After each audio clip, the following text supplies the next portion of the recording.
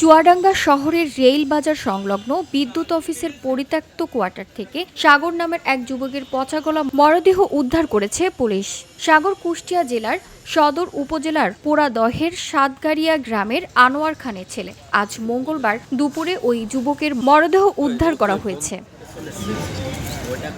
চুয়াডাঙ্গা সদর থানার officer in charge OC Mizanur Rahman জানান, 999-এর মাধ্যমে খবর পেয়ে চুয়াডাঙ্গা রেলবাজার সংলগ্ন বিদ্যুৎ অফিসের পরিত্যক্ত কোয়ার্টার থেকে সাগর নামের এক যুবকের মরদেহ উদ্ধার করা হয়েছে। ধারণা করা হচ্ছে কয়েকদিন আগে তার মৃত্যু হয়েছে।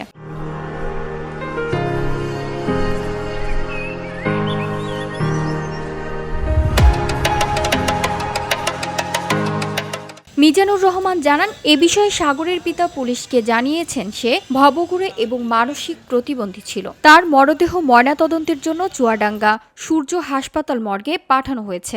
এ ঘটনার আইনগত ব্যবস্থা নেওয়া হবে। VOD Bangla news desk.